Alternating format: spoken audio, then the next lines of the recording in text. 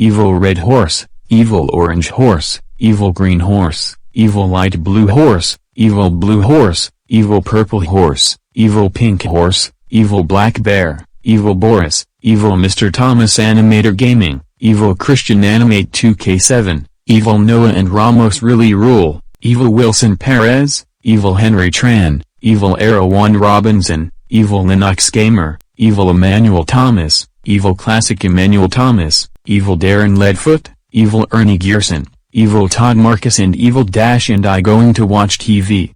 Wah ha ha ha ha ha ha ha ha ha ha ha ha ha ha ha ha ha ha ha. We begin with the standoff over Ukraine. President Joe Biden is speaking with Russian President Vladimir Putin as fears grow that Moscow could launch an attack on Ukraine in a matter of days. This comes as the State Department orders non-emergency employees to leave the U.S. Embassy in Kyiv and urges Americans to leave Ukraine. Russia has staged most of the forces it needs to launch a full-scale invasion.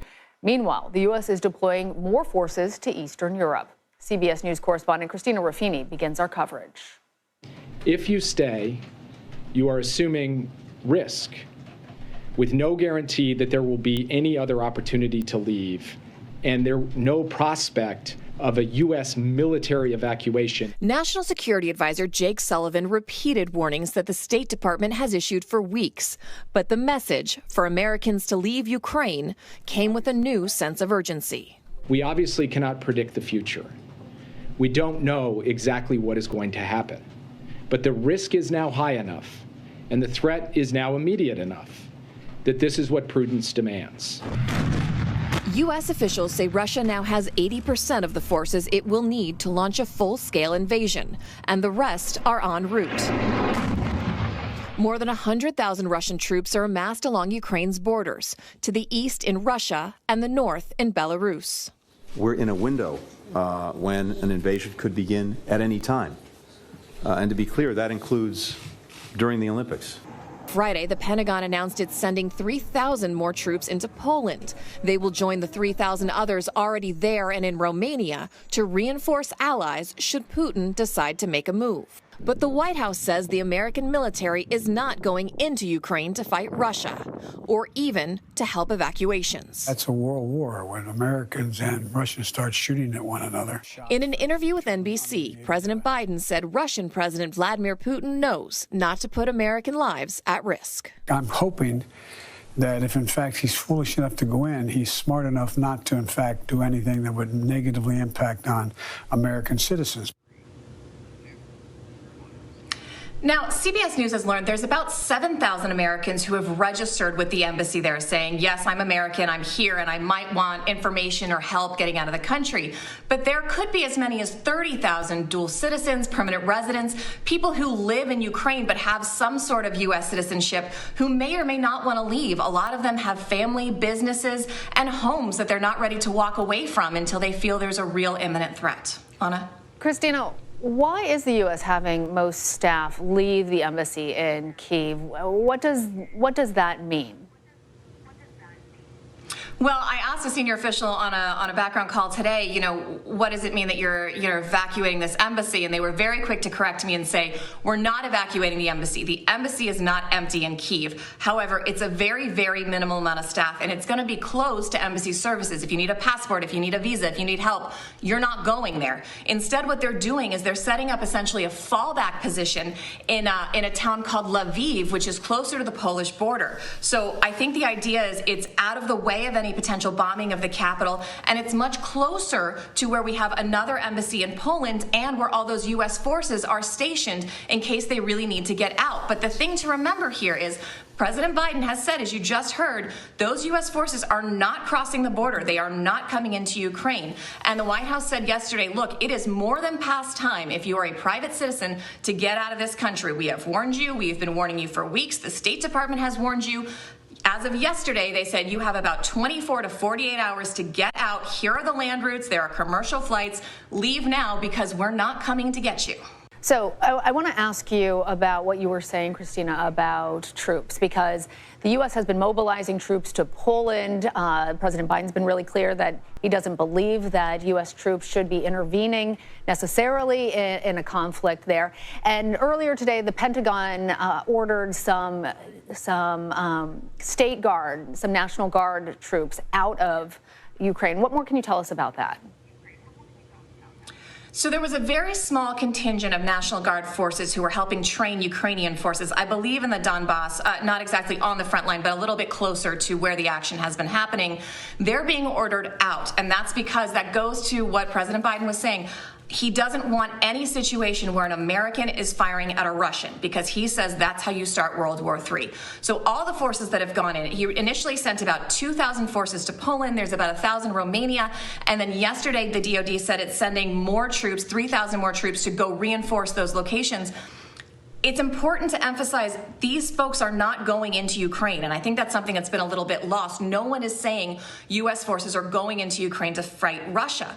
What the Biden administration is saying is that if Putin's territorial aspirations don't stop at the Ukrainian border, the U.S. has a sacred obligation to our NATO allies to help make sure they have the capacity to push back against that. And allies in the region are especially nervous. You know, Poland has been occupied by the Soviets before, as have Romania. This is not new to them, and they can see this coming, and they want to make sure there's a strong bulwark against any kind of further Russian aggression. Obviously, the White House says it hopes Putin changes its mind. The presidents, Putin and Biden, talked earlier this morning. We're waiting for a readout on that call. That call was initiated by Russia, so that's a little bit interesting. We'll have to see what they wanted to say. The initial thought was that President Putin would not want to invade before the Olympics were over. That has now changed, and the White House said it could come at any time, which is why they're evacuating the embassy, which is why they're pulling those National Guard forces out, and why they're saying over and over and over again, if you're an American and you're in Ukraine, leave now. All right, Christina, thank you. From Washington, let's turn to Kyiv. CBS News foreign correspondent Imtiaz Tyab joins us for a sense of what's happening inside Ukraine. Imtiaz, you've been there for about a week now. Tell us, how's the public reaction to what's happening different from when you first arrived? Have you noticed a sense, it feels here in the U.S. like things have become more urgent? Hey, Lana, good to talk to you. Yeah, it's been very interesting to sort of see how things have evolved. Obviously, in the U.S., this sense of urgency, this sense of palpable fear, very much in the air. But here in Ukraine, really for the last week or so since I've been here, it's felt very different. A week ago when I arrived, people were living their lives as normal, going to restaurants, going to bars, going to work, and generally carrying on with their lives. But something changed today.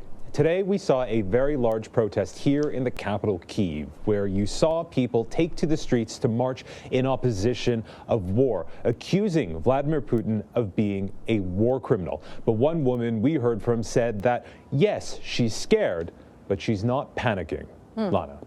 Well, Russian and Belarusian forces have been holding some of the largest live-fire military exercises since the Cold War, Imtiaz. How is Ukraine responding? And tell us a little bit about the weather there and how that potentially impacts everything. Yeah, you look at those images of those drills in Belarus and it's apocalyptic. You just see this huge military presence, this huge live fire drill. We understand 30,000 Russian forces are involved in that. And we have to remember that those Russian forces stretch around Ukraine right now. We also have many Russian forces on the border with Russia and in the Black Sea. A number of Russian warships have arrived as well. All of that, of course, is no doubt very concerning, and many see it as a pretext or a prelude to war. Now, in saying that, there has been a lot of talk about what could trigger this war, what could trigger this invasion, and more importantly, what Vladimir Putin is waiting for. Some have suggested it's the weather, that he wants the ground to freeze before crossing over with his tanks and heavy weaponry. I was just up in the north, in the northern border area between Belarus and Ukraine. It is very mild there. It doesn't seem as if that land is going to freeze, or more importantly, if that really is even the calculus. All of that is to say that this is a very tense situation, a situation that could become very dire very quickly. Lana. Imtiaz, thank you. And be sure to stay with CBS News for all the developments between Ukraine and Russia. The situation is changing by the hour, and our full team of correspondents are working through the weekend. We'll have continuing coverage. But we begin with the standoff over Ukraine. President Joe Biden and Russian President Vladimir Putin spoke for an hour Saturday morning about the escalating tensions in Eastern Europe. In a tweet, the White House said President Biden made it clear that if Russia further invades Ukraine, the United States and its allies will, quote, impose swift and severe costs on Russia. This comes amid growing fears that Moscow could launch an attack on Ukraine in just a matter of days. The State Department is already preparing by ordering most embassy staff to leave the U.S. Embassy in Kyiv and warning Americans to leave Ukraine. But Ukrainian President Volodymyr Zelensky says all of this is creating panic, something he says is not helping his country. The truth that we have different information, and now the best friend for enemies, that is panic in our country. And all this information that helps only for panic doesn't help us. Meanwhile, a CBS News YouGov poll reveals 53% of Americans believe the U.S. should stay out of negotiations between Russia and Ukraine. For more on this, I'd like to bring in CBS News correspondent Christina Ruffini, who is there at the White House. Christina, you have been on top of this since the very beginning. As we just heard, President Zelensky made a point to say that there's a lot of information out there that he believes is creating panic. To his point, back in December, we were told to expect an invasion could be coming in January. What do we know about the intelligence at this point and how reliable these sources actually are? Well, I mean, it depends on what government you want to go with, right? The U.S. has said that the reason it's coming forward with all this intelligence that Russia is ready to invade, that invasion could come as soon as next week, is because twofold. It wants to try to deter Russia, to try to get them to come to some sort of diplomatic agreement, although time is running out on that, and because it feels it has an obligation to warn Americans, to warn diplomats, to get U.S. assets out of the country if they think they're in harm's way. Now, President Zelensky, for his part, he's got his own domestic population to worry about. Look, this war has been going on since 2014, and it's been really bad for the Ukrainian economy. So by what he's saying is all these warnings, he's almost gone so far as to call it fear-mongering, is shaking the Ukrainian economy. And if the economy tumbles, his government collapse, and that could be a whole different kind of risk to Ukraine. So you have to think about what each leader's goals are and why their rhetoric would match that. So it's not necessarily a battle of intelligence, because intelligence reports are a little bit like numbers. If you torture them long enough, they're going to confess to whatever you want them to say. They're just emphasizing the parts of it that they want to deliver to their domestic audience. I haven't heard it explained in quite that fashion, Christina, but understood. Well, the White House tells us that President Biden had stern words when he was having that conversation with President Putin. Mr. Biden also spoke with European allies on Saturday. What can you tell us about those calls, and how is Russia responding? Well, President Biden spoke to President Putin for about an hour this morning, and you read some of what the White House said. But, you know, a senior official told us there wasn't any big diplomatic breakthrough on that call, and they didn't get any kind of indication that Russia is changing its position. Now, the Russians have given their own readout on the call, and they said they didn't think the U.S. was pressing the Ukrainians hard enough to reach a peace deal, whereas the Europeans have said Russia isn't trying hard enough to come to the table and come to negotiations. So it matters that these leaders are still talking. It matters that they've said they're going to try to keep talking next week, even as this, I don't want to call it a deadline, but as this kind of looming alert the U.S. has put out that Russia has, by now it's probably close to 90% of the forces it would need to launch this full-scale invasion. The rest are on the way, and it could be ready to do so as soon as next week. But the U.S. has said, look, this is too dangerous. The risk is too high for us not to give Russia every opportunity to find a diplomatic solution to this problem. And at the same time that that's going on, the U.S. is removing Florida National Guard troops from Ukraine, sending them over the border, as I understand it. And at the same time, they're also sending some 3,000 troops to Poland. Tell us, Christina, what kind of message is this sending to Russia, and how is it also being perceived by our allies? Well, in an interview with NBC News, President Biden was asked, look, if we need to rescue Americans, are these U.S. forces going to go into Ukraine? And he said no. You know, that's part of the reason we heard from Jake Sullivan yesterday saying, if you are an American and you're in Ukraine, the time now is to leave because the U.S. military will not come rescue you. What President Biden said is, look, if you have U.S. troops shooting at Russian forces or vice versa, that's World War III. And that's not something that he wants. That's not something any of us want. So in an effort to kind of deconflict and avoid any kind of direct confrontation between the U.S. and Russia, they are removing this National Guard unit. Now, the troops that are going in are not going into Ukraine, and I think that's something we need to emphasize because there seems to be a little bit of confusion there. Those forces are going to back up U.S. allies. There are units already in Poland and Romania. There are 3,000 more troops headed to Poland, and what they're going to do there is they're going to help kind of reinforce that border should Putin go into Ukraine. You know, the fear is if he may decide to venture further, and they want to make sure there's a big deterrent there to stop him if need be. They'll also be in place to help Americans leaving and to kind of catch refugees if they start flooding over the border, which is something we've not seen. Okay. Christina, and a Canadian judge has ordered truckers to end their protests on the U.S.-Canadian border. The standoff at the Ambassador Bridge started on Monday. The massive traffic jam has been impacting businesses on both sides of the border.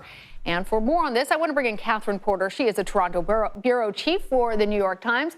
Catherine, welcome. So you're in Ottawa, where protesters have been occupying the capital city for 2 weeks. Tell us what you've been seeing. Well, I've just come in from outside, where at this point it feels like a giant carnival or tailgate party has taken up the entire downtown core, which including the road that threads between the seat of government and all of the government offices. You can find intersections blocked off with trucks, people dancing in the middle, like DJ booths set up. There are thousands of people walking around. There's a grand stage now with people singing and chanting. Signs have been, people carrying signs, and signs have been attached all along the fences of the Parliament. It really feels today like a festival day, and it's pretty common here at this point. There's a routine that's been established that on weekends, a lot of people come in to check out what's happening, support the cause, or party.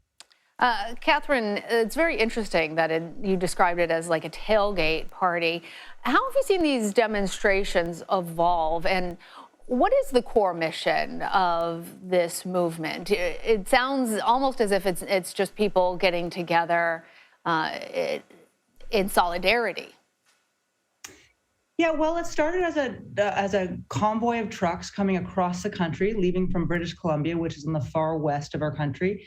But some of the organizers put out a memorandum of understanding that made clear that they weren't just upset because a new rule had come into place insisting that Canadian truckers coming back into Canada be vaccinated. They were upset about all vaccine mandates in the country and COVID regulations. They wanted them all scrapped.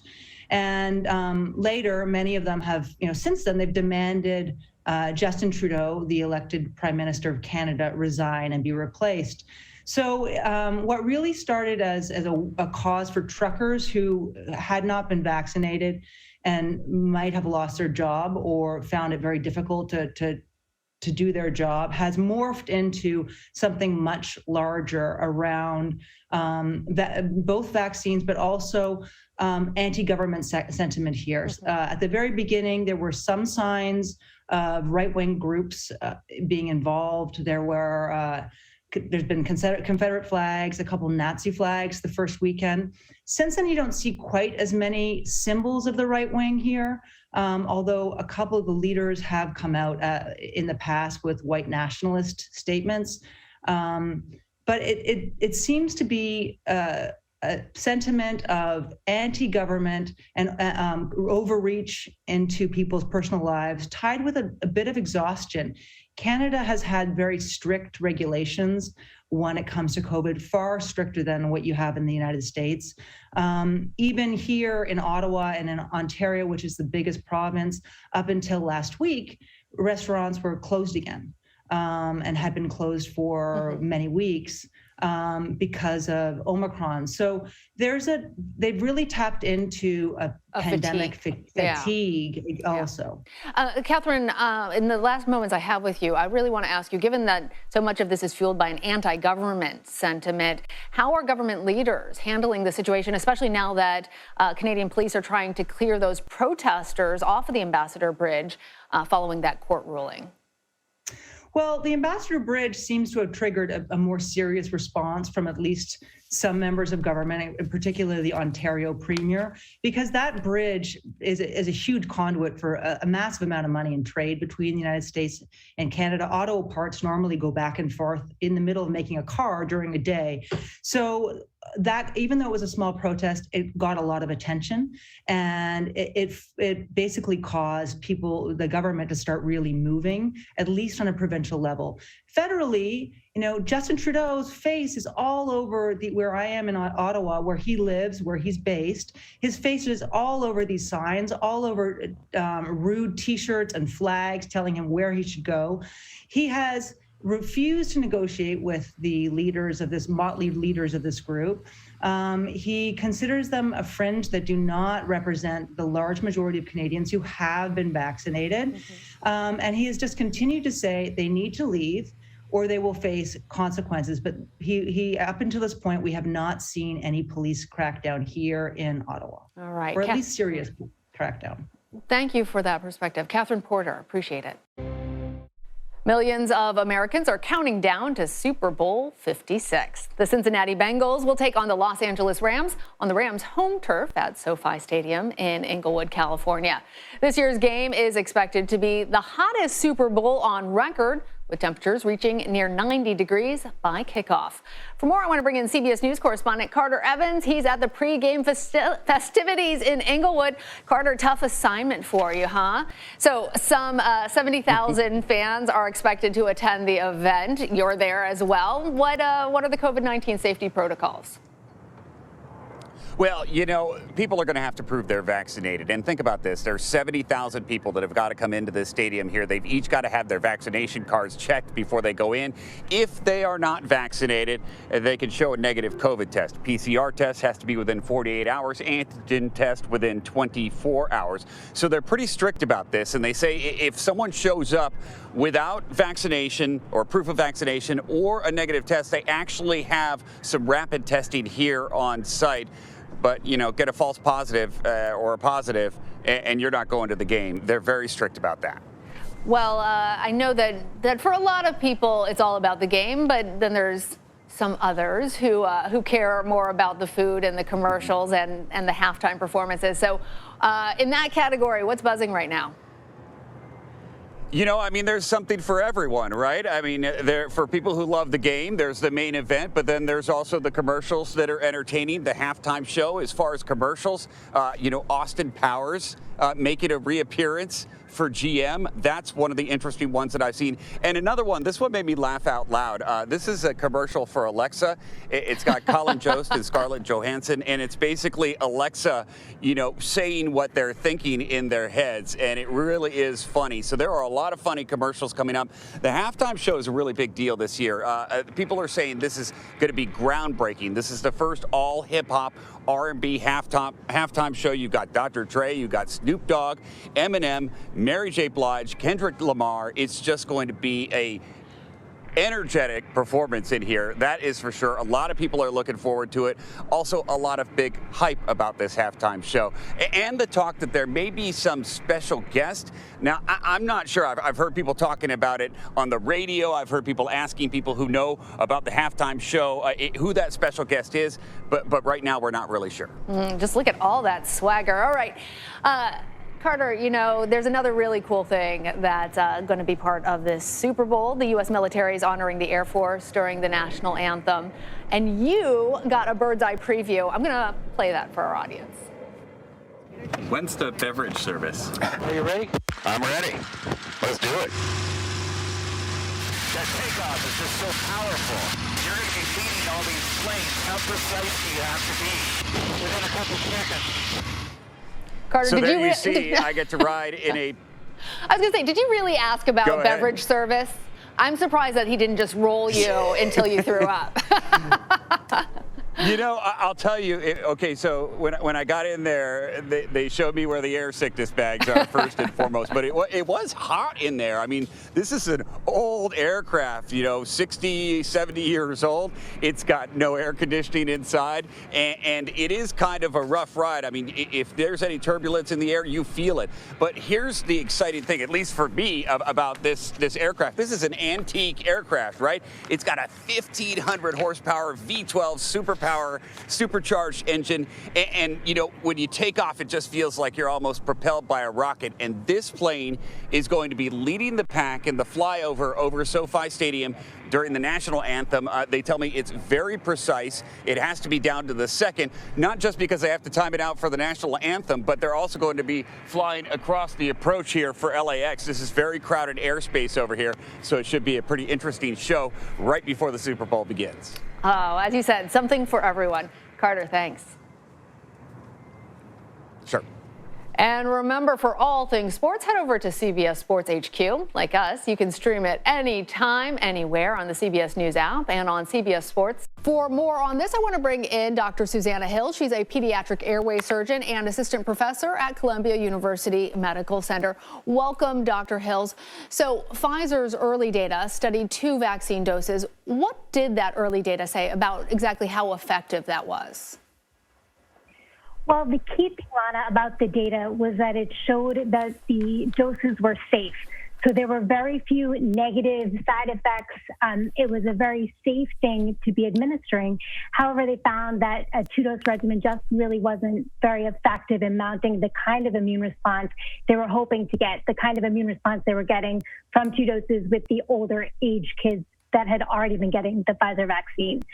So the question was, how do we get this vaccine to be effective, but we know that it's safe in this younger age group? So if we know that it's safe, Dr. Hills, but it's not as effective as they want, what do you think about the decision to delay shots for younger children while they're investigating this 3rd dose regimen? Why not move forward with 2 doses right now and then reevaluate booster shots like they've done for other age groups? Yeah, it would be really unorthodox to evaluate and approve a regimen, a dosing regimen for a medication or a vaccine that wasn't the full dosing regimen that was anticipated. So they were planning to look at just the first 2 doses, which already was showing evidence that it wouldn't be enough. And they were really missing some essential critical data on whether or not that 3rd dose would really be effective in addition. So to begin with just 2 doses, an incomplete regimen, really unusual for the FDA to approve something like that that's incomplete. And I think in the interest of preserving public faith in the process, in the interest of sticking to their standardized practices within the FDA, they decided to hold off for now and wait for more complete data with a more complete dosing regimen for the vaccine for the younger age group. For a lot of parents, this was disappointing news. A lot of us with young children have been anxiously awaiting approval of a vaccine. So what are the best recommendations right now while we await a vaccine? Yeah, I think we have so much work we can do with getting our older kids vaccinated who, in fact, are able to get a vaccine that has been approved, that 5 to 11 and then the 12 to 16-year-old age groups. We have a lot of work to do. The older age group of the 11 to 15-year-old age range really is only nationally at about 50% of kids in that age group vaccinated. And the younger age group, the 5 to 11-year-olds, it's about 24% of that age group is fully vaccinated. So we have a lot of work we can do to get those kids vaccinated. And those are the kids who will be in school or more likely to be in group settings and high-risk settings with other kids. So I think focusing on that for now is really important. And then for young kids, the very best thing that families can do is to make sure everybody who's eligible around them is vaccinated and protected, and to pay a lot of attention to what's going on in your community. If there's a high transmission rate, a high infection rate in your community, and in some places around the country, we still have positive test rates that are above 30%. So there are plenty of places in the country where there are high positivity rates still. And I would be much more cautious about bringing a younger child in contact with a large number of people if there's a really high transmission rate.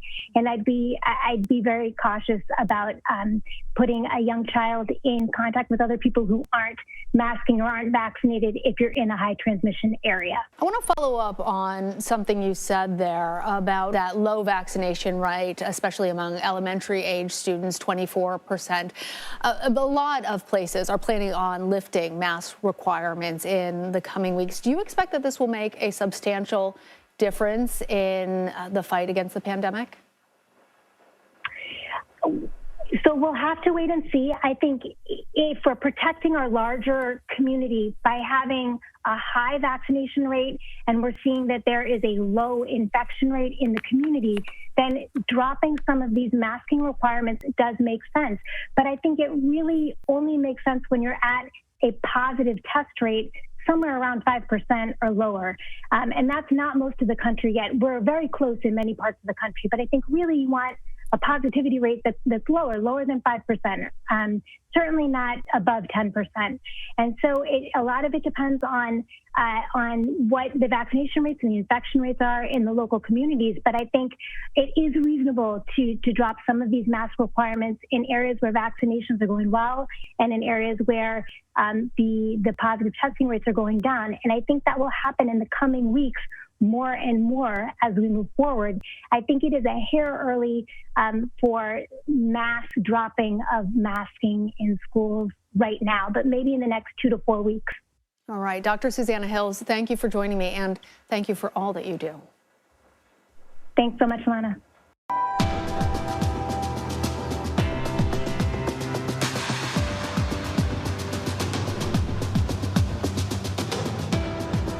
In honor of Black History Month, Showtime is premiering a provocative docuseries called Everything's Gonna Be All White. The three-part series explores the history of race in America from the perspective of people of color. It gives insight into a number of topics like the shifting classifications of racial identity, white privilege, the generational effects of racism, reparations, and the fight over land rights. Joining us to talk more about this series is producer and co-writer Jala Brown Cepeda. Jala, I saw just a quick snippet of it and was intrigued right away. And part of this, it's all people of color that are speaking in it, but it's a cross-section. It's historians, artists, and activists. What did you find maybe that's different in having such a wide range of people speaking? Yeah, well, thank you for having me today. You know, I think what's the most interesting thing about this project is that we are not just proverbially passing the mic to people who may be notable in these fields of, sociology, history, et cetera, but we're rather showing or lifting the veil on conversations that people are just having and that people have had and that people will continue to have, right? These are conversations that are had at barbershops, in living rooms. It's just really interesting to be able to pass the mic to so many different kinds of people and be able to say, here's the platform. What do you think about these things that are affecting us all the time? And it's cool, to not only just talk to professors, historians, people who work in academia, but also, like you mentioned, artists, people of all backgrounds, to show through lines, of our thought processes and how we are navigating what it means to be us in this country. Jolly, what were the things that most concerned you or that you found in the whitewashing of history, culture, and education?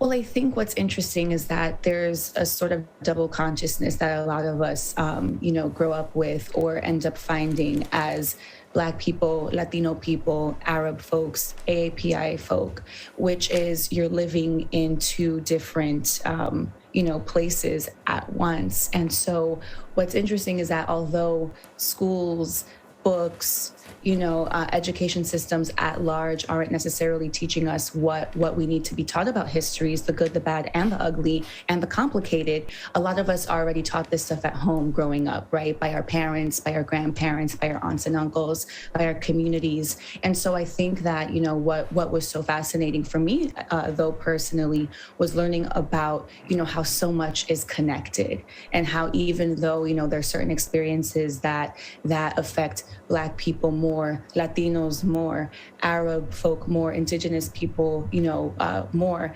We're all dealing with the same roots of these issues. And what is that root? It's the systemic, racism, inequality, inequities that have plagued this country since its, establishment, and I use that term lightly.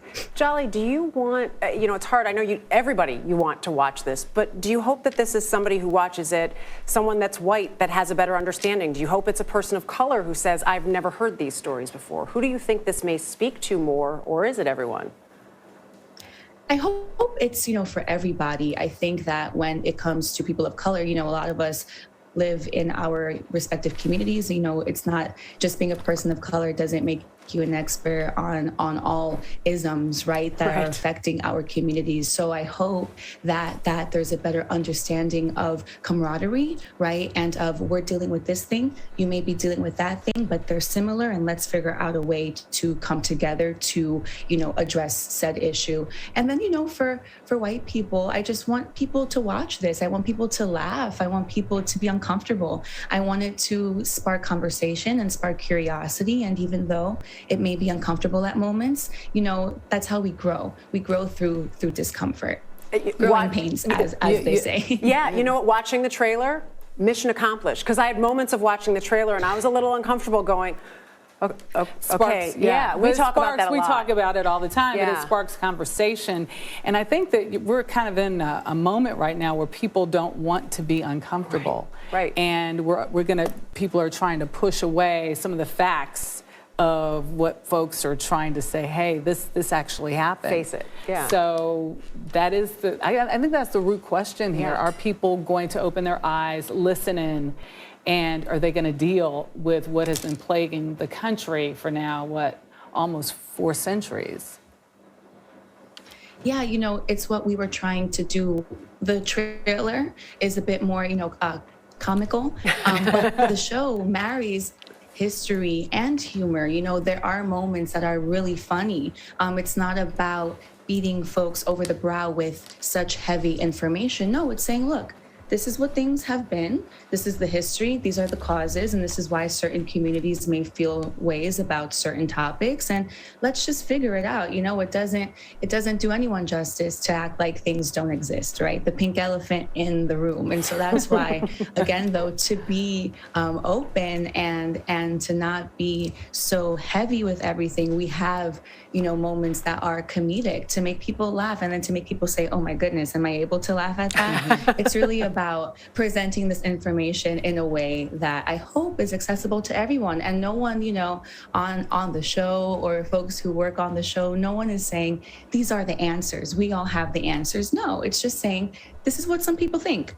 And take with it what, you will, and you don't have to agree, but at least we're having conversation. Having conversation. Jolly Brown Cepeda, you've definitely done that. Well, thank you so much for joining us. The threat of a Russian invasion into Ukraine is reaching a new high. The White House is urging all American citizens to leave Ukraine now, warning the U.S. military will not rescue Americans if an attack begins. If you stay, you are assuming risk with no guarantee that there will be any other opportunity to leave, and no prospect of a U.S. military evacuation in the event of a Russian invasion. The comments come after President Biden met virtually this morning with world leaders to discuss the threat. The administration made it clear diplomacy remains on the table, but they are prepared for any situation. Russia has amassed well over 100,000 troops around Ukraine, despite saying it has no intention of invading. CBS News' Natalie Brand joins us with more from the White House. Natalie, clearly the situation has become more urgent in the last 24 hours. Walk us through why the U.S. seems to be on even a higher alert. Absolutely. You are right. That message has been escalated from the White House. We've heard it from the president and now from the president's national security advisor, Jake Sullivan, who in briefing reporters said that intelligence reveals Russia has now amassed all the forces it needs at the Ukraine border to launch a military invasion against Ukraine if that's what President Putin decides. Now, Sullivan made clear that at this point, it is still not clear whether the Russian president has made a final decision on that front, despite some reports earlier that perhaps he had made a decision to move forward with a military invasion. Sullivan making very clear that it's premature to say that. However, based on what they are seeing, the warning to Americans in Ukraine remains to get out immediately, because if Putin decides to move forward, an invasion could happen really any day now, within days, even before the close of the Olympics. And this is really the timeline that the White House has been looking at. But now we are hearing it could happen really any day now. So they want Americans in Ukraine to make arrangements to leave as soon as possible. And this also comes as we are hearing from the Secretary of State that the U.S. Embassy in Kyiv, they are in the process of drawing that down, trying to get Americans out of the country. Yeah, a smaller footprint was what Sullivan had said. He also outlined a little further what Russian military action could look like against Ukraine. What details did we learn there? That's right. And he did give some vivid details around this. I want to read from a quote. He said, "It is likely to begin with aerial bombing and missile attacks that could obviously kill civilians without regard to their nationality if a Russian attack were to occur." So that kind of gives you a sense of why this warning is taking on such urgency right now. If this happens, it could happen so quickly that Americans could get caught in the crossfire. The White House obviously wants everyone to get out well in advance of when a decision is made. We know as well from the diplomatic efforts that have been underway, the White House still hoping for some sort of diplomatic path forward. We've seen all the European leaders of NATO countries going back and forth to try to negotiate with Putin himself. We saw that from the French president earlier this week. But at this point, it is reaching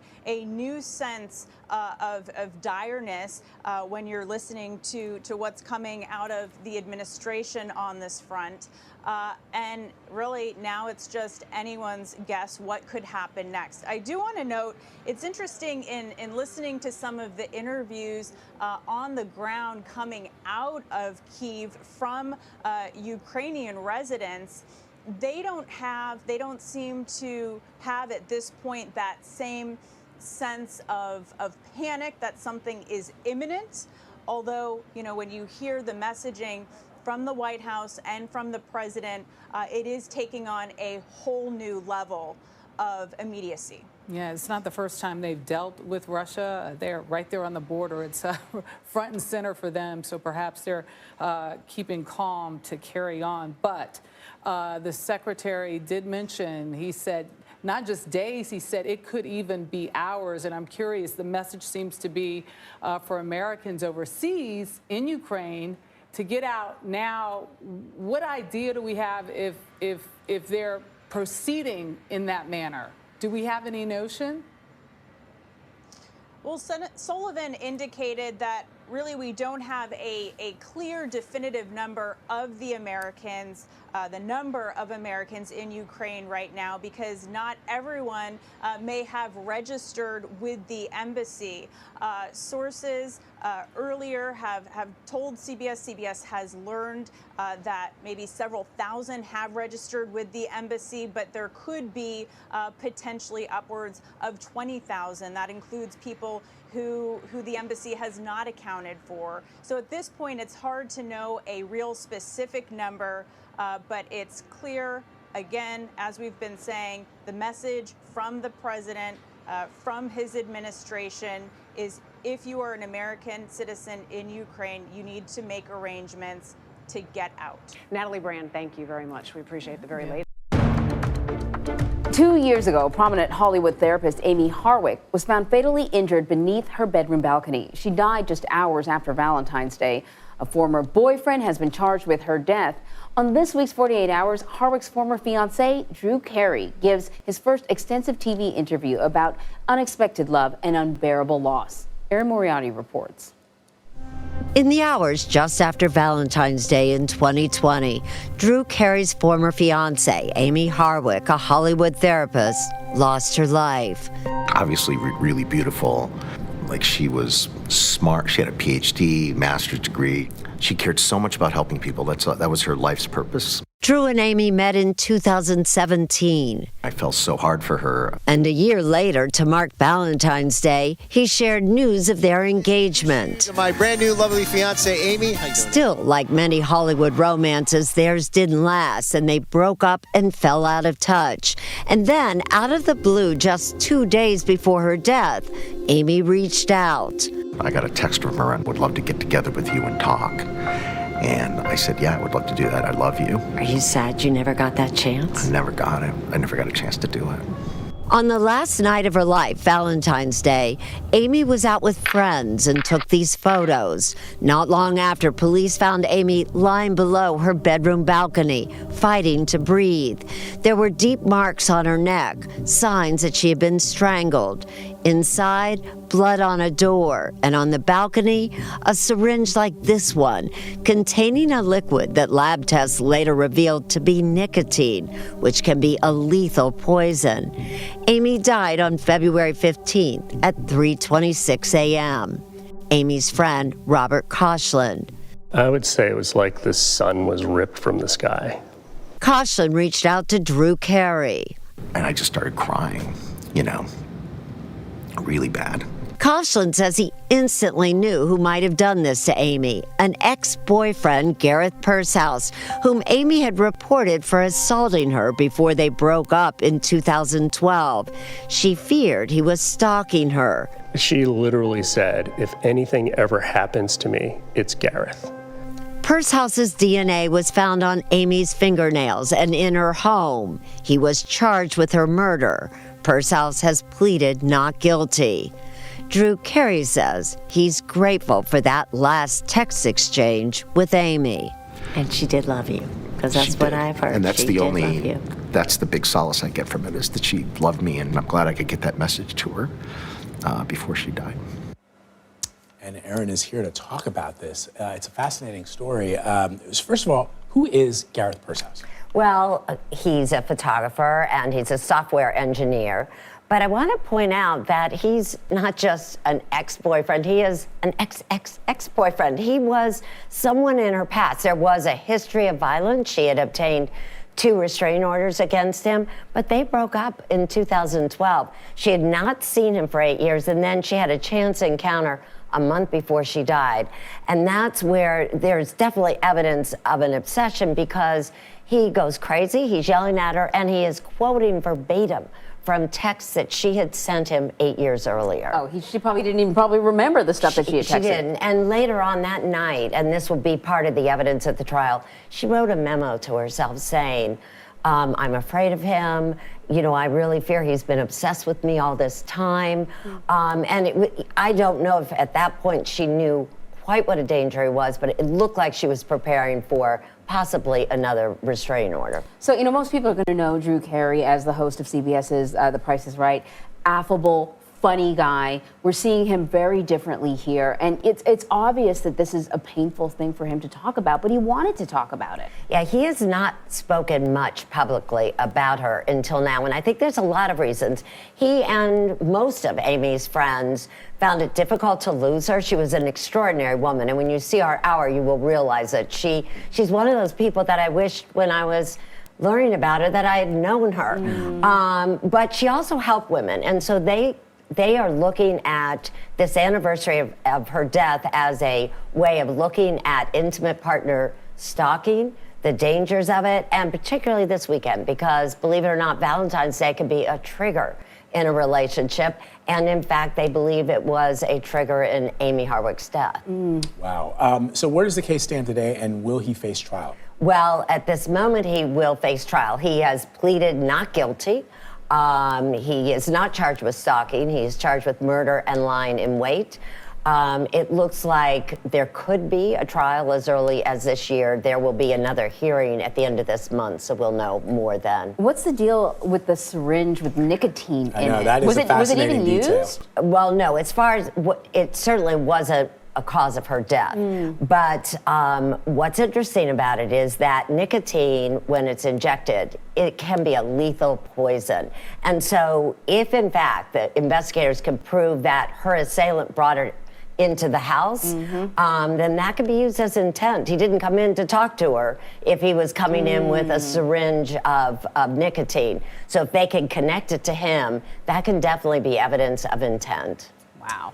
Fascinating story. I told you earlier this morning that I was super intrigued by it because of what you said, Erin, the fact that, you know, when I first started to read about your story, I thought, oh, well, this is an ex-boyfriend, the last guy she dated. No. And then I saw your piece and it was 2012 and I was like, whoa. Yeah, and he hadn't gotten over it, obviously. Well, there are a lot of red flags, and so hopefully people will see what happened and not ignore it. Sometimes people think when someone's obsessed with you that it's a compliment. It is not a compliment. Right, it's such a good point, Erin. Thank you. Erin, thank you as always. Yeah. We appreciate it. Be sure to check out this 48 Hours episode on your local CBS station and Paramount Plus tomorrow at 10 p.m. Eastern. You can also stream it right here on CBS News Wednesday at 8 p.m. Closer to home now, the trucker blockade of key shipping routes between Canada and the U.S. has intensified.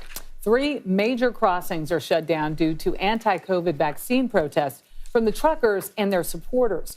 The crossings connect Montana to Alberta, North Dakota to Manitoba, and Michigan to Ontario.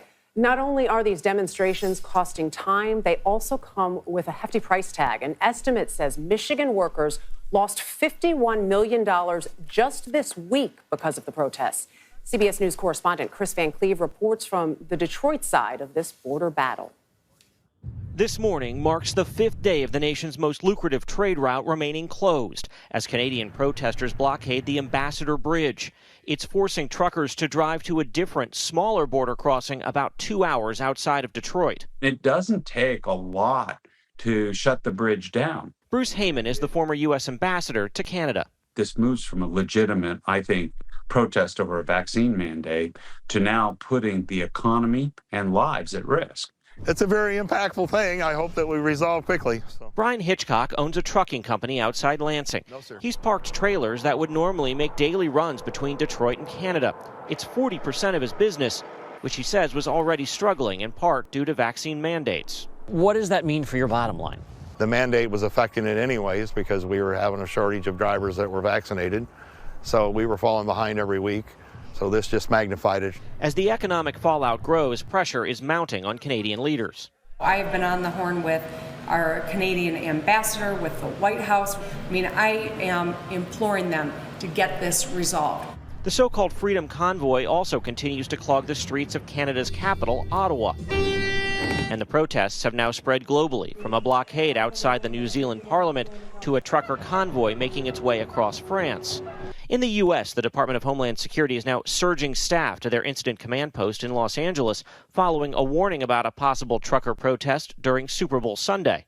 One estimate puts the lost wages just for Michigan residents because of the 5-day blockade at about $51 million. Canadian authorities are now calling these blockades illegal. The community of Windsor, just across the bridge here, is seeking an injunction to try to force the protesters to move, and police are bringing in reinforcements. Chris Van Cleve, CBS News, Detroit. For more, we want to bring in Mayor Drew Dilkens of Windsor, Ontario, whose town is on the Canadian side of the Ambassador Bridge. Mayor Dilkens, first, welcome. And have to ask, these protests only seem to be growing. We're seeing people ticketed, but few arrests. Talk to us about what's happening on the ground and what seems to be a reluctance of police to move in. Well, it is a very difficult situation. We're dealing basically with a leaderless group, and the messaging that they're putting out is not just around vaccine mandates and mask mandates. It has everything to do with climate change and all sorts of anti-government rhetoric, which is more analogous to a G7 or a G20 meeting. And so in trying to negotiate a solution is very, very difficult, almost impossible for police. but something has to happen. And I think we all respect that we live in a democracy, and the hallmark of democracy is the ability to express oneself, the ability to demonstrate and protest. That's okay. What's not okay is choking off the busiest border crossing between our two nations.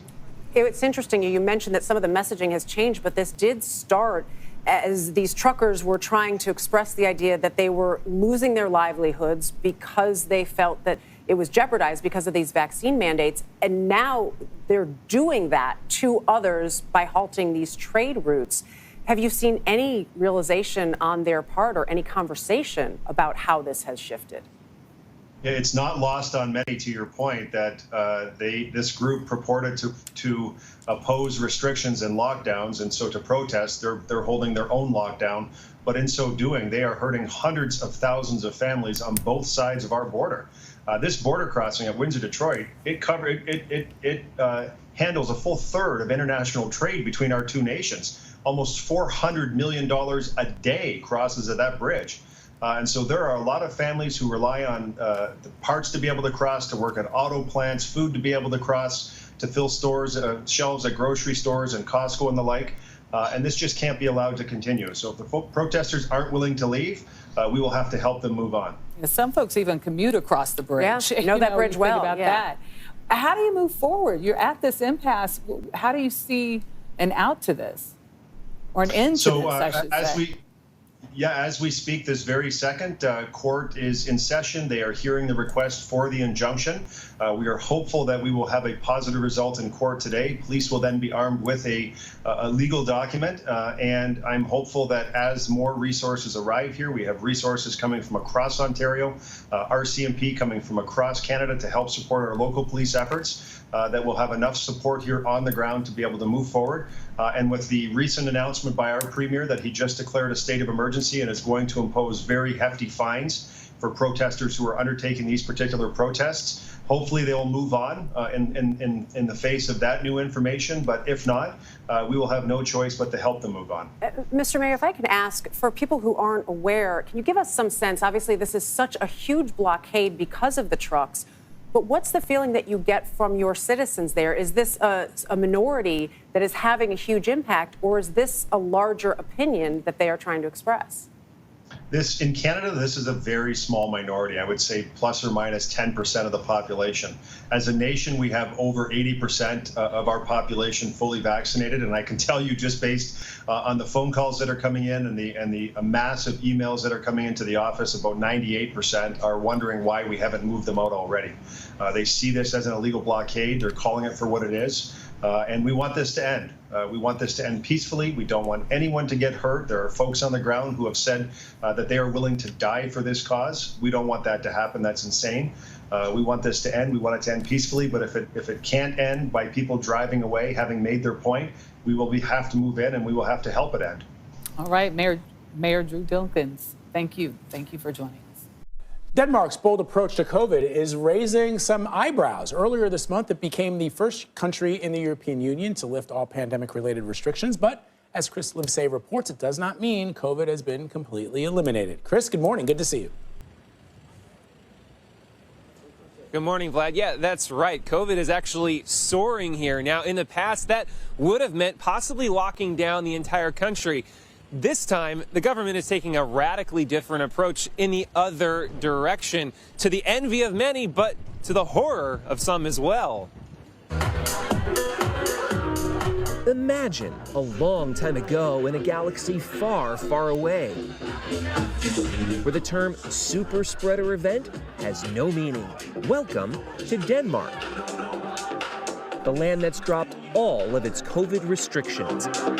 Social distancing? So long. Face masks? Forget about it. But if you thought COVID had disappeared, think again. The Scandinavian nation has one of the highest levels of the Omicron variant in Europe. But that's not stopping Prime Minister Mette Frederiksen. If you ask me for just one answer, why and how are Denmark able to lift up restrictions? It is because of the vaccines. More than 80% of the population is fully vaccinated, and nearly 100% of the elderly are boosted voluntarily with no need for mandates. I am not afraid. Are you vaccinated? Yes. 3 times. Danes endured 2 years of tough lockdowns, and while now many are still catching COVID, they're not overwhelming ICUs. At least, not for now. The World Health Organization was aghast by Denmark's bold reopening and warned it could backfire. So now is not the time to lift everything all at once. So what makes you so certain that the WHO is wrong and that Denmark is right? They are not wrong. They can be right and we can be right at the same time. So if you get the same vaccine rate, then maybe you can do as what we have done in Denmark. So you wouldn't recommend doing this in the United States? No, certainly not. At the moment, there are only about 30 patients in Denmark's ICUs. If those numbers shoot up, the government says it'll reconsider restrictions and possibly even a 4th dose of vaccine. For now, Denmark is enjoying life, coming back to normal, as it waits for the rest of the world to catch up. And other countries are following suit, like nearby Sweden. In fact, Norway has just dropped most of its restrictions as well. Of course, people here are still contracting COVID. In fact, one of the latest people to test positive is none other than the Queen of Denmark herself. She's 82 years old, but so far she only has mild symptoms. Anne-Marie, Vlad? I mean, I don't know. It's going to be a long time before I look at a nightclub scene like that and feel comfortable about it. I know. You know, how does the public feel about how things are unfolding in Denmark? Is everyone open, or are there concerns? Well, of course, you know, I've heard some concerns from the elderly, but not personally. I've been here for the past 4 days, talking to people on the streets. Everywhere we go, not a single person has said that they're against these restrictions being lifted. And I think that speaks to just the level of trust that people have in their government. They trusted their government when they had to lock down, and that was a massive inconvenience. And now they trust the government when it comes to opening back up. And they see the result of these vaccines and that they're working. Yeah, Chris, it's an excellent point. It's not just that. And the official you spoke to pointed this out, right? That it works for Denmark because there are a couple of things that Denmark has that the United States doesn't have. The vaccination rate is higher. Their healthcare system is more robust than that of the United States, right? People are healthier. Let's face it, Denmark and Scandinavian countries generally rank at the top of countries where people are healthy and have healthy diets and lifestyles. So have they talked to you about that it doesn't work in the U.S. because of some of the things you're reporting on? Well, actually, that's a really good point. In fact, we spoke to the head of Denmark's Infectious Diseases Agency, and one of the points he made was precisely what you said, Vlad. Here, people don't suffer from the same levels of comorbidities, specifically obesity and diabetes. In the United States, approximately 78% of the people who have been hospitalized or died from COVID have been overweight. So that's one factor that makes it impossible for the U.S. to do something like this right now, but gives Denmark the ability to reopen the country. And one more point that the Prime Minister made is the wrong conclusion to be made from this is that lockdowns don't work. She said, absolutely not. This country has locked down several times in the past. It's simply because those precautions that they've taken in the past, specifically the vaccine campaign, have worked so well that finally they can drop these restrictions. All right, Chris, thank you very much. Very fascinating. First, President Biden is urging all American citizens to leave Ukraine as troops there prepare for a possible Russian invasion. He warned there's no way the U.S. military would be able to rescue Americans after an attack begins. Russia continues to insist it has no intention of invading Ukraine despite a massive military buildup at the country's borders. The president is speaking with the transatlantic leaders today to discuss next steps. CBS News' Natalie Brand has more. President Biden emphasized his warning to American citizens living in Ukraine. The time to get out is now. We're dealing with one of the largest armies in the world. This is a very different situation, and things could go crazy quickly. The president told NBC News' Lester Holt that he will not send U.S. troops into Ukraine to rescue Americans if Russia invades. That's a world war when Americans and Russians start shooting at one another. we're in a very different world than we've ever been in. The White House says President Biden is hosting a conference call with world leaders to discuss Russia's continued buildup of military forces along Ukraine's border. Secretary of State Antony Blinken says the State Department is drawing down personnel from the U.S. Embassy in Ukraine because of what he calls troubling signs of Russian escalation. We're in a window when an invasion could begin at any time. And to be clear, that includes during the Olympics. Outside the U.S. Embassy in Kyiv, residents of Ukraine were mixed about Russia's next move. This professor says he believes it's 50-50 whether an invasion will happen. As new Russian forces arrive near the border, diplomatic talks are continuing as well. But a key sticking point has been NATO's expansion east. Ukraine is not a member of NATO. Russia wants to keep it that way, but NATO has said closing membership is a non-starter, and it's beefing up its defenses in nearby member countries. We are also assessing whether we should adjust our more longer-term presence in the eastern part of the alliance. A U.S. Stryker squadron from Germany arrived in Romania Friday. Natalie Brand, CBS News, the White House. CBS News senior White House and political correspondent Ed O'Keefe joins us with more. Ed, we've been learning more about the Biden administration increasingly concerned about Russia and how it could take military action against Ukraine. Why is that? Well, good to see you guys. The first indication we got was the Secretary of State's comments that you saw in Natalie's report. He's traveling in Australia and said now that there's concern that Russia could, in fact, commit some kind of military action during the Olympics. We're at the halfway point of those games in China, so another week to go.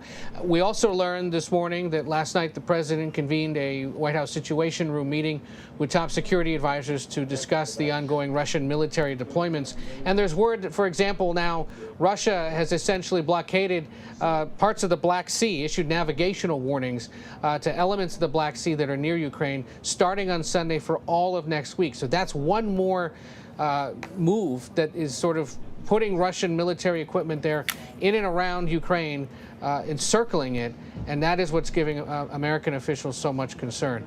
White House National Security Advisor Jake Sullivan is expected to brief reporters later today as well, likely to get a lot of questions about this, and probably will lay out again the specific concerns they have. What intelligence is the U.S. seeing? Why suddenly this intensification of the concern and amplifying it at a time when European leaders are not necessarily as convinced this could happen is unclear, and we'll see if he shares any more specifics later. Ed, President Biden convened a virtual call Friday morning with world leaders this morning. While they universally objected to Putin's military buildup, they've got some differing views among them about his ultimate intentions. So where are the concerns here? Yeah, well, and this is why these meetings have been happening at a more frequent pace. You know, the president earlier this week spoke, for example, with President Macron, who had gone to see President Putin in Moscow. He has had similar conversations with Ukraine's President Zelensky, with other European leaders. The German chancellor was here earlier in the week as well for the same reason. The idea being that as long as the United States, NATO, the European Commission, these European allies are all sort of on the same page in terms of the concern and the information sharing, then if or when Russia invades, the hope is that there will be a unified response from the Western world to either retaliate through sanctions or whatever other steps have to be taken. But this call includes the leaders of Canada, Germany, France, the United Kingdom, Italy, NATO, the European Commission, all of them, again, trying to get on the same page about this. What is it that the U.S. is seeing that the Europeans aren't? Why are the Europeans reading it differently than the Americans? We haven't been able to get good specific reasons that they'll discuss in a reportable way. But certainly, you know, now it seems just in the last 24 hours or so, the Americans are seeing something that has compelled them to have the Secretary of State speak out, the president to warn Americans yet again it's time to get out, and the National Security Advisor to come talk to reporters about it in a little bit. All right, Ed, thanks for keeping us up to date. It's always good to see you as well. New York joins a number of other democratically led states dropping indoor mask mandates. President Biden is weighing in, saying the move is, quote, probably premature. While COVID infections are down after the recent wave of Omicron cases, the CDC is still endorsing universal indoor mask wearing in all situations. For more on this, we want to bring in John Moore. He is a professor of microbiology and immunology at Weill Cornell Medical Center. Thanks for joining us. It's time to lift. The question is it time to lift mask mandates, or do you agree with the president that it's just too early to make a decision like this? Well, let's review where we are. The national infection rate is around 200,000 cases a day, and of course, many more are not recorded in the official statistics. Now, that's down about fourfold from the peak of about 3 weeks ago, so we've seen a great drop in cases, but 200,000 cases is a lot. So Omicron has not gone away, and Omicron isn't some kind of pussycat virus. We're losing 2,500 Americans a day to Omicron-induced COVID-19 in the national hospitals. But it's patchy. In New York, for example, we've come way down, and infection rates are much lower here than other parts of the country. So there's some nuance, and it kind of depends on where you live. But a lot of this is down to common sense. I mean, by now, people should understand their personal risks. There's a great deal of difference between a vaccinated 25-year-old who is not at much risk of severe disease and death and an unvaccinated 70-year-old who really is at serious risk of disease and death. So how you behave doesn't really depend on the presence or absence of a mandate. It's what you judge is best for you when you go into an indoor situation.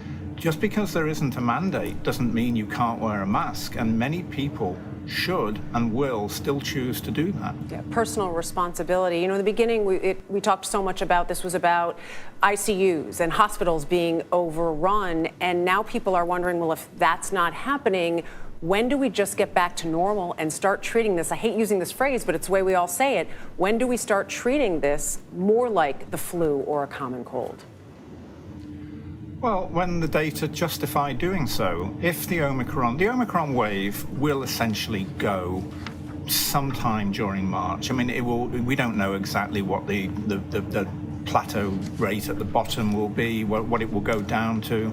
Hopefully we'll get down to less than 50,000 infections a day, which is what we saw at the end of last summer. Perhaps that would be an infection rate nationally that we can just live with. But there may be additional variants that come along. Predicting the future is really, really difficult.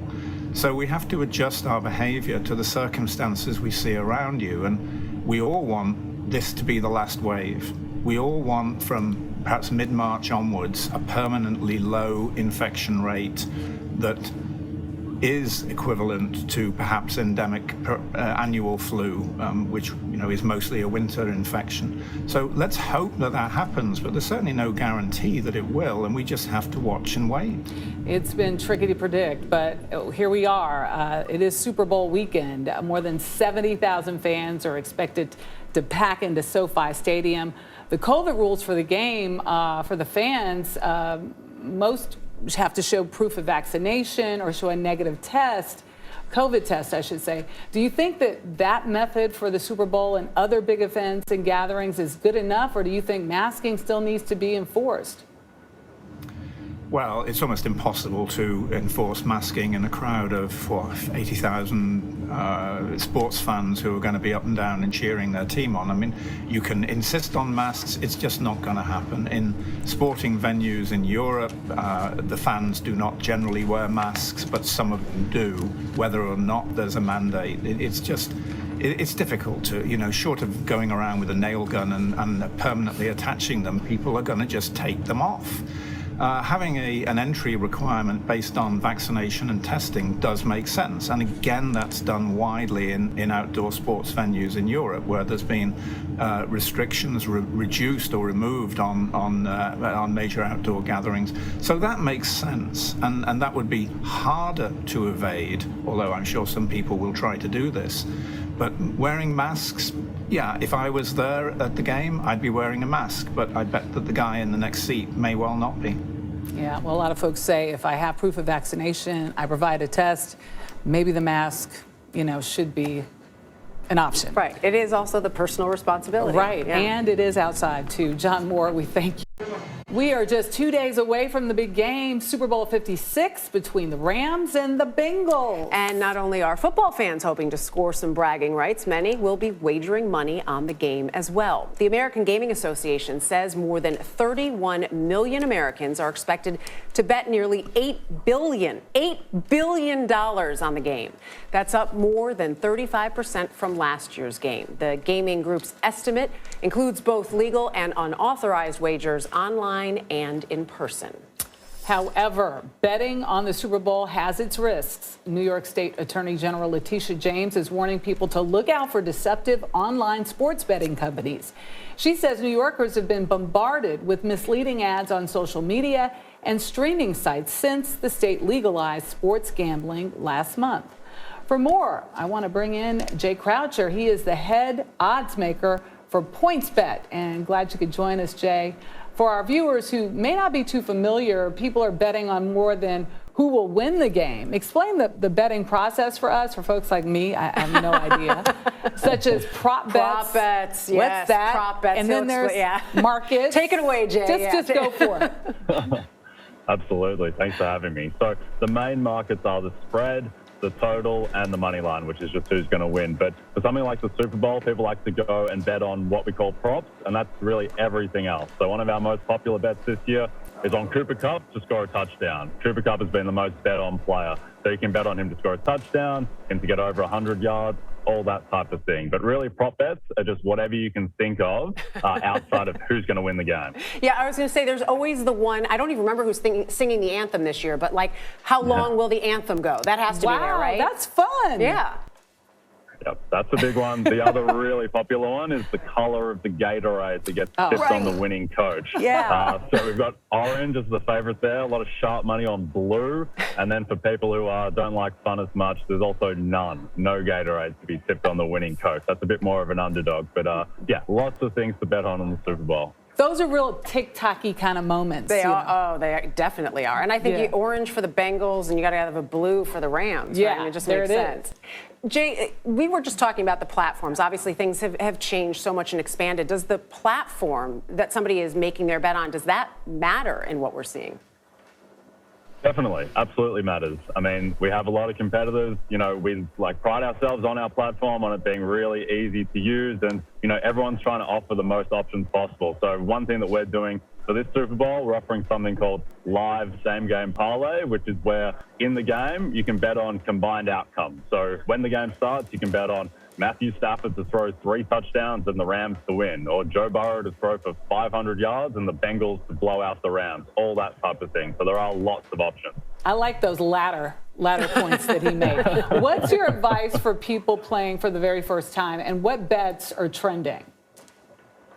So I think the most simple bets are really the main ones. It's the line and the total. And so the line is Rams 4.5. We think that's how much they're better than the Bengals by. And so that's probably the easiest way into betting, is just to bet on the line. I've been in Los Angeles for a week now. I haven't heard one person make the case for the Bengals winning this game on Sunday. So the way this usually goes is the Bengals will probably blow them out. Thank you. I just needed someone to say that. Jay Croucher, you made my day. He did say the Bengals were going to blow it out, right? He said that because nobody's saying that there. But you know what? Jay, That's how it's going to. Thank you, Jay. Thank you very much. Thank you. I'm rooting against the hometown team here. I'm not rooting for the Rams. I'm rooting for the Bengals. You are rooting for the Bengals. And do you know why? I kind of do, but tell everybody why. Because he's a former LSU, amazing. Joe Burrow is the former quarterback for LSU, went undefeated, championship title, SEC title, and Heisman Trophy winner. And there's more. I spoke to his parents. How about that? So fun. You have that story Saturday tomorrow for us. For CBS Saturday morning. He's so under the radar and so just quiet. Keeps things close to the vest. Yeah, are they similar? They are very. He gets it all from his parents, Robin and Jim. They're quite a pair, and they're just lovely. I just can't wait for you to meet them. But you have a great story come up that has kind of a tie. I do actually. Super Bowl. Yeah, we're very tied to the Super Bowl on tomorrow's show. So. Most people, everybody knows the story of Jackie Robinson, that Jackie Robinson broke the color barrier in baseball. But if I said who broke the color barrier in the NFL, right? I didn't even know when asked that. In fact, they opened the NFL. When the NFL started, you had black players, you had Native American players, but that changed in 1933, and there was a 12-year hiatus, no black players, a gentleman's agreement is how it's described, and then 4 men ended up breaking the color barrier. As it happens, 2 of them played for the Rams, the other 2 played for the Browns, and you're thinking that's not the Bengals, but wait, the head coach for the Browns at the time was Paul Brown, as in Paul Brown owning the Cincinnati Bengals, whose son Mike Brown is still the owner. So how about that? So we will share, there's a new book out, and we will share that story, some of that story of these 4 men who really, their names need to be known. They need to be in the ether the same way that Jackie Robinson is known. And by the way, Jackie Robinson played with 2 of them at UCLA before it. So it all ties together. It so does. Both of those stories. Don't you love bringing these stories? Yeah. It's the best part. We'll of have them CBS with Jeff. Saturday morning. Saturday. Comes on at 7 Eastern, right here on CBS, and throughout the morning on CBS News Streaming. That's right. Out to soaring consumer prices, President Biden says that Americans should see some relief as the year goes on. Ed O'Keefe is following this at the White House. Ed, good morning. When it comes to inflation, the president is asking for patience as he pays a political price with more Americans doling out dollars. Consider the big price increases, things like 12% up for the cost of a new vehicle. Furniture costing more than 9% than it used to. And you go to the grocery store right now, you're paying 4.7% more right now than you did a year ago. Inflation is up. It's up. But Americans don't need the reminder. Delivery costs, like product costs, everything seems like it's going up. Prices are skyrocketing with no signs they're coming down soon. Gas prices up a whopping 40%. Furniture, used cars, and electricity also seeing a surge. At the grocery store, staples like eggs and pork are more expensive. With the cost of food, you just have to bite the bullet. And, some things you just have to sacrifice.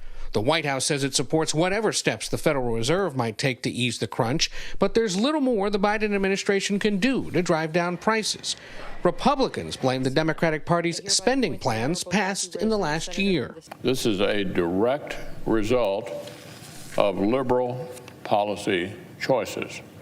During a visit to Virginia, Mr. Biden said proposals like his Build Back Better plan, which is dead as written up on Capitol Hill, could help bring down costs. But the fact is that if we are able to do the things I'm talking about here, it'll bring down the cost for average families. It will not increase the debt. But Senator Joe Manchin, that moderate Democrat who helped kill the president's spending plan amid his concerns it would accelerate inflation, is once again sounding the alarm. This inflation is real. It's harming people. You don't throw more fuel on the fire that's already on fire, causing the problems that we have.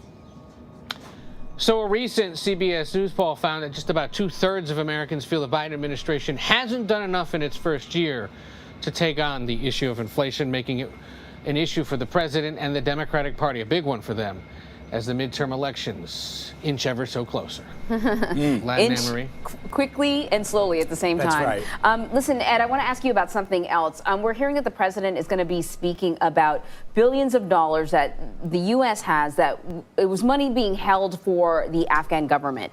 We know that the Taliban is struggling, essentially, to maintain a government. And part of the reason is they have no money. So what are we going to hear from the president? That's right. This is a complicated financial issue, but basically Afghanistan put $7 billion of its assets in the Federal Reserve of New York before the government collapsed last summer. The Taliban has laid claim to the money. The Biden administration says not so fast. And using his emergency powers today, the president set to sign an executive order that essentially splits the money in half. $3.5 billion will go towards humanitarian aid and other basic needs of Afghans. The other $3.5 billion is going to be set aside for ongoing legal pursuits by the families of victims of the September 11th, 2001 attacks, who years ago got a court case favored in their decision that essentially made al-Qaeda and elements of Afghan society liable for what happened in those attacks. And so this is going to allow them to pursue most or all of that money to settle those cases. The Taliban, though, as you said, needs that money. The world has said you can't necessarily hand it over to them. And so the Biden administration here trying to use a few of those billions to prop up Afghan society, but doing it in a way that goes around the Taliban and they hope directly to the Afghan people. Yeah, who are in desperate need. Ed, thank you very much. Well, the January 6th committee meets again today amid a flurry of developments and new defiance from potential key witnesses. It comes after the panel received White House phone logs from the day of the insurrection, and we've learned that those records do not include some of the calls made by former President Trump as he watched the violence unfold on TV. So Scott MacFarlane is joining us now. He's been reporting on all of this, and you're joining us from Capitol Hill. Scott, first question to you. Why is the committee meeting? And what do we know that they're going to be sort of focused on? Anne-Marie, good morning to you. They're going to meet privately. This is not an open public meeting, and some of it will be virtual, I'm told. But they've got to catch up from a very busy week. Among the people with whom they met this week were top Trump communications aides. They also have this big document dump that's been coming their way. At this moment, Anne-Marie, the committee has 500 interviews and 60,000 documents. And one of the committee members told me last night they've got to catch up on what they've collected over the last few weeks and figure out what the next steps are. One of the committee members says they very much want to find out what is still happening with White House phone logs. What do they have? What do they still need? They want to talk about the people who've defied the committee, who've not come for their depositions, who have not honored the subpoenas. One of the names they've mentioned, Rudy Giuliani, the former Trump lawyer and former New York mayor. They got to figure out what the next steps are there. But perhaps the most striking thing in the past 24 hours for this committee is what one of the members, Liz Cheney, wrote in a Wall Street Journal op-ed saying the committee will not be intimidated. A reference to the RNC censure a week ago, but also saying this committee, when it has its public hearings, wants to show the public there was no voter fraud in 2020. There was no foreign interference, no spy satellites impacting the American vote. Kind of giving us a trajectory, Anne-Marie, of where this committee's going. And every time they give us a direction, it looks like a larger and larger portfolio in their investigation. But, you know, Scott, I mean, they could be investigating forever. I'm sure that there's a timeline that they want to adhere to. At some point, they're going to want to do public hearings, and I would think they would want to do that, you know, before the warmer weather when, you know, everyone's going to be out. They're not going to be wanting to sit around and watch a public hearing. Yeah, there's a timeline they have to adhere to. There's a timer that's running for this committee. They are recognizing that it's possible in November the Democrats lose control of the U.S. House on Election Day in January, surrender it to the Republicans, who have made clear they're going to shut down the House January 6th Select Committee. So there's a deadline. They would want to get their work done, reports issued by summer, if not early fall. The timeline for public hearings is trickier as this investigation gets larger and larger. As there are more interviews, as there are more documents, it's becoming difficult to pinpoint when they can have the prime time hearings they've been projecting. We first heard February, then it became March, then it became April. Now nobody's answering that question, so that's unclear, but in part, Anne-Marie, because there's just so much intake. There's a fire hose they're trying to corral and direct. Yeah, and they don't know where all the information is. We're learning now that there were several boxes of documents at Mar-a-Lago on the property there. The former president says that the documents were moved there as part of a collaborative conversation or what. Essentially, it was okay to bring them there. Obviously, they've been removed now. Where do things stand on this? The former president has put out multiple statements defending the placement or the holding of documents at Mar-a-Lago, saying he has a collegial and positive working relationship with the National Archives.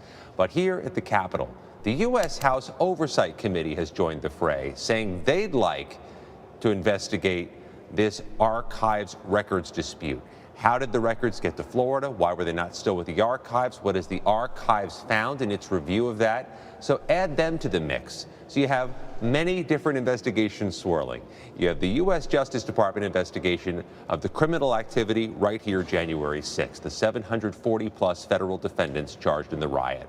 You have the House Select January 6th Committee with its growing investigation. And add to that the U.S. House Oversight Committee looking at the archives records. But that last one's important, Anne-Marie. The House Oversight Committee can and will release to the public whatever it finds that it deems interesting. The Justice Department keeps its cards close to the vest until they file criminal charges. The House Select January 6th committee is biding its time. It has a lot to get to. But the Oversight Committee, we could see some of their cards, presumably in the coming months. All right, Scott McFarland. Thank you very much, Scott. Crap. Not Alan Officer again. Evil red horse, evil orange horse, evil yellow horse, evil green horse, evil light blue horse, evil blue horse, evil purple horse, evil pink horse, evil black bear, evil Boris, evil Mr. Thomas Animato Gaming, evil Christian Animate 2K7, evil Noah Animos Really Rule, evil Wilson Perez, evil Henry Tran, evil Rihan Robinson, evil Lennox Gamer, evil Emmanuel Thomas, evil Classic Emmanuel Thomas, evil Darren Upford, evil Lenny Gearson, evil Todd Marcus and evil Dash. You 23 are under arrested for watching TV. You 23 are in super deep trouble. Now stay in prison while I make the sign for all 23 of you guys. Evil red horse, evil orange horse, evil yellow horse, evil green horse, evil light blue horse, evil blue horse, evil purple horse, evil pink horse, evil black bear, evil Boris, evil Mr. Thomas Animato Gaming, evil Christian Animate 2K7, evil Noah Animos Really Rule, evil Wilson Perez, evil Henry Tran, evil Rihan Robinson, evil Lennox Gamer, evil Emmanuel Thomas, evil Classic Emmanuel Thomas, evil Darren Upford, evil Lenny Gearson, evil Todd Marcus and evil Dash. I can't believe you. You 23 will stay in prison until 2152. Goodbye now. Utat do out 5 will donate until we all get out of prison until 2022. No parked tester. To be continued on